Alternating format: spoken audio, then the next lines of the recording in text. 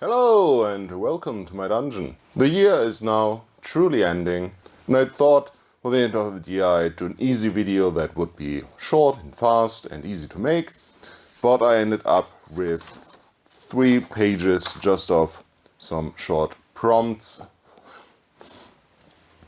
for the retrospective month by month. So this was 2022 in the dungeon. In January I was busy playing Warhammer 40k Mechanicus on Steam. I have been a fan of the Warhammer universe since Dawn of War 1. I've played a lot of Dawn of War 1, even more of Dawn of War 2 and all of its add-ons in Space Marine. And in recent years I've also gotten into the books, and I've listened to a lot of the Gaunt's Ghost series of books. I recommended Brutal Cunning on my channel, and I read Requiem Infernal. So Warhammer 40k became one of my go-to franchises. There's just a lot of stuff out there, many video games, many books, many books. And you could paint miniatures and all of that stuff.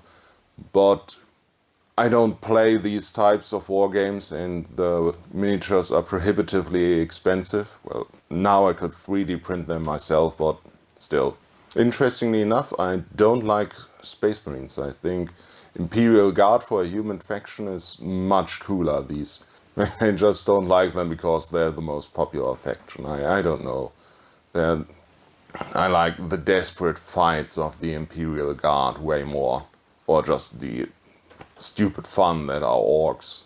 In February, Vox Machina, the Critical Role animated series, came to Amazon Prime, and I had backed that on Kickstarter, so I was happy to watch it, and was even more happy that it was actually good. It's one of the best fantasy animated show that came out all year, and I enjoyed it greatly. I didn't think, however, that it was a particularly D&D show. In my mind, if a show is not using the fact that it is a tabletop RPG based show and dice rolling and character classes or even players at the table, like a two-world approach, you've got the real world with the players and you got the in-game world and they somehow interact or something. If you don't make anything out of this theme, it's not a particularly D&D show. And for that opinion I got a lot of negative feedback on that video, but in my mind there's no such thing as a negative interaction on YouTube. It's all interaction for the algorithm. So thank you everyone who downvoted the Critical Role video. In March I finally got my hands on Death in Space, which I also backed on Kickstarter. And I read it and I found it awesome, but at the time I didn't have time to actually play it, and my group of regular suspects was already playing Traveller. So actually getting into Death in Space was something that happened much later in the year. In March I also got COVID, which was no fun at all. Put me out of action for 3 weeks, in which I could do nothing more than sit around, lay around and play Elden Ring. So I played through all of Elden Ring. This is definitely my video game of the year. Greatly enjoyed it, and I was thinking all year round, how could I make an Elden Ring video about tabletop RPGs? What did I learn from Elden Ring that you could use in tabletop RPGs? Really, I didn't learn all that much. Maybe make your bosses memorable, make them larger than life. In April, The One Ring 2nd edition finally came out. Another Kickstarter I had backed the year before. Beautifully printed book, nice boxed set, and I had super high expectations for that one. And it didn't quite live up to these expectations. It's a fine game, watch my review for that, but I don't think I will play that anytime soon, and it will just sit there and look good in my bookshelf. Worlds Without Numbers also came out, and that is a solid sword and sorcery style fantasy game, but what makes it special is the amount of world building tools and random tables to roll on to get inspiration to build everything you need to generate your campaign world. NPCs, factions, landscapes, cities, economies, dungeons, so many random tables. This book is useful and you should buy it just for the random tables alone, but there's also a free PDF version out there. There's not as much stuff in there, not much as cool images, not much as cool extra classes and extra backgrounds, but most of the useful stuff, most of the tables is in there. So I'll leave a link down in the description, check it out and enjoy the random tables. In May, I found Into the World and Wild. Someone mentioned it as the best OSR supplement they knew of, so I checked it out on drivethroughrpg, went through it and I loved it. Some of the best wilderness exploration rules and background that I've seen ever, really. I found it very inspiring. And thinking about how I could incorporate that into a game, I came up with a campaign world that is also heavily inspired by what inspired Into the World and Wild, which is the Dark Souls and Bloodborne series of games. And in my case, I also pulled some Elden Ring into there and meshed it all together to a world which I did a few world building videos about, and finally it all came together to Metatheosis.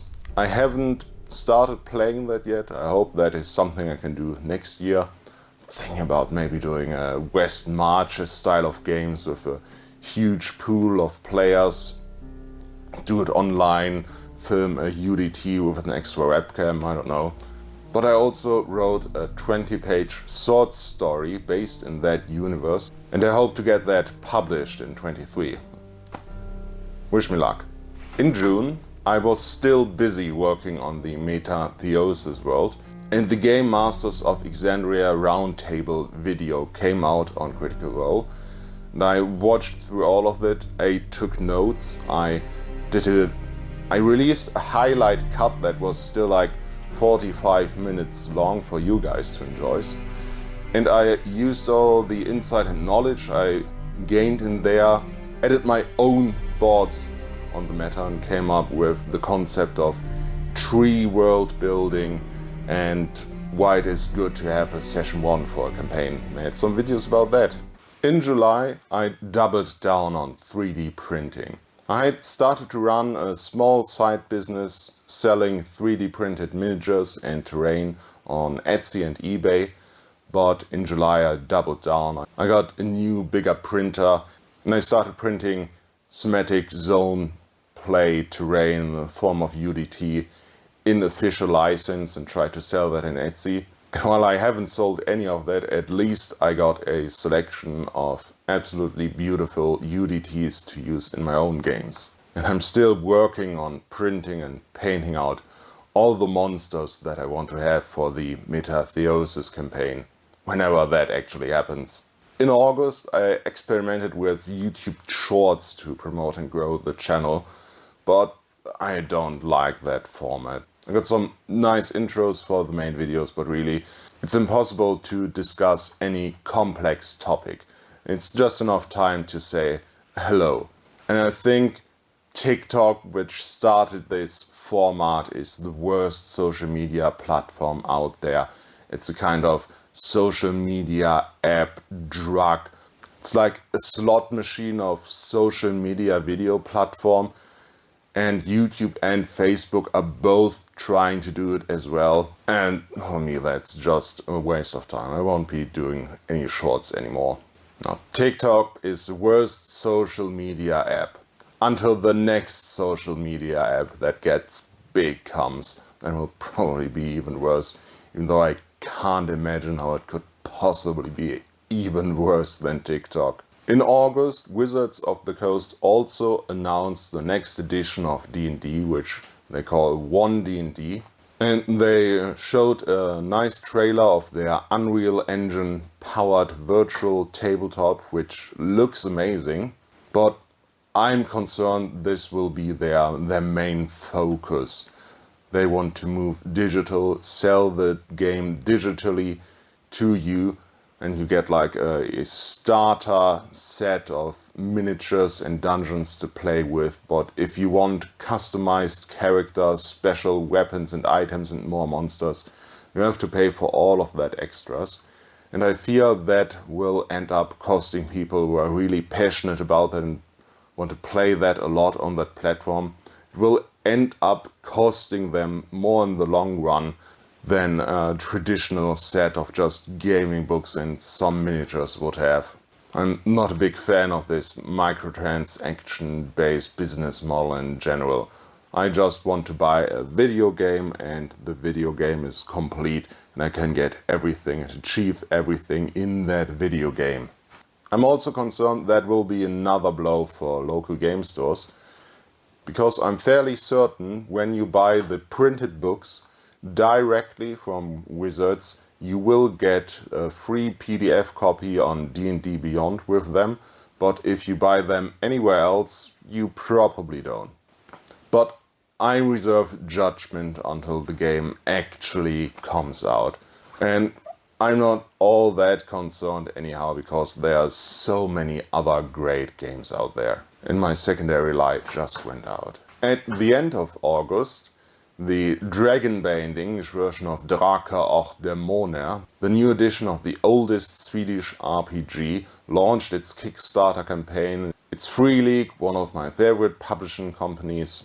So I was excited about that, and in September I got my group together and we played the quick start rules, and I did an in-depth GM's perspective just on the quick start rules, and that has been one of the most popular videos on my channel all year round. So I think that was a topic that many people were searching for. They were looking on insights and opinions about the new rules, about the quick start rules, so they could make a decision to back that, or maybe wait, or maybe not back that Kickstarter. I backed that, I liked what I saw, and I'm quite looking forward to the final release of the game, hopefully next year. In October, the printed version of Cyborg finally arrived, which I also backed on Kickstarter.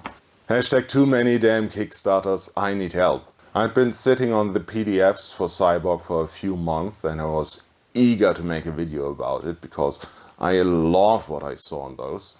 Free League had gone through shipping and delivery hell with Cyborg. I'm not sure if it's now completely fulfilled months later. And that has been a reoccurring theme this year.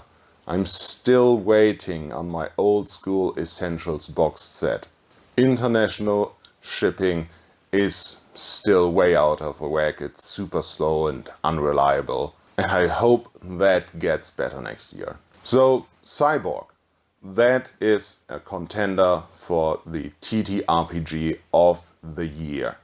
It is a very stylish, rules minimal, punk, cyberpunk system, great art style and presentation, and you probably have already seen my video review on that. There already came out a number of third-party supplements for that, adventures and extra rules, and I even made some vehicle combat and chase rules myself, because I thought that was the only part that I wanted in a cyberpunk game that was missing from the core rules. So I wrote that, and it's just a Google Docs at the moment, but it's about feature complete, and I'm leaving a link to that in the description down below as well. Check it out if you think that you need vehicle rules for Cyborg. In November, I reviewed the Netflix series 1899 because it made me angry. I hated the writing so much. Everything else about the show I thought was great. Special effects, costumes, casting, acting. But this stupid mystery box and how they implemented it aggravated me. So I made a video about it. And normally about 50 people watch these videos, but the 1899 one somehow blew up and this is one of the most commented videos on my channel, period. People are still commenting on it. And it's either to say how right I am and that they too hated the show, or that I'm stupid and don't know what I'm talking about, and that the show will get better in the second season. The plot is just so complex that me with my tiny brain, I can't understand it. But in my mind, it's all good. It's interaction with the videos, and comments are the best interaction for the videos, not only for the algorithm, but also for me. I love reading comments and reading your thoughts about topics as well. So thank you everyone who downvoted and commented on the 1899 video telling me how wrong I am. Also, I feel like these series with a plot that goes throughout an entire season often don't have enough story and plot to fill an entire season, and there's much filler in there. The pacing is super slow.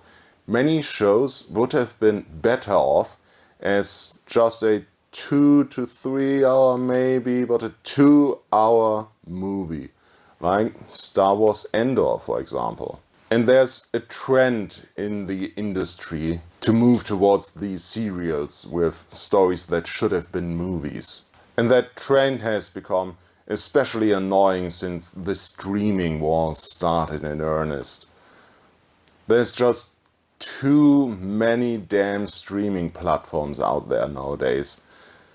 And the market's just not that big, and people are not that into shovelware streaming shows. So I think in a few years' time only 2 or 3 streaming services will still be around. And that finally brings me to December. This month I finally got around to play Death in Space, and I loved it, and I got back into the game. I did a review of the starting adventure from the core rulebooks. I did a deep dive into the system, and that video has been doing way better than I thought it would. Also, the next video, my comment on the whole Wizards of the Coast and 1D&D situation, which I thought just make a short video this week. You're already busy with Christmas preparations. But that video was way more popular, way more views than I thought it would get as well. In general, the channel has been blowing up in December. It's now over 900 subscribers, going to 1,000. And I'm super excited and super grateful to you guys who are watching these videos, who are subscribed to my channel, who give me their time of the day. And I always hope I make content that interests you guys, or better yet, that inspires you guys to make your own stuff, to write your own adventures, to run your own game. That is the goal of my channel, and I hope I can do much more of that in the new year to come. So, thank you all for watching, and until next time, Happy New Year!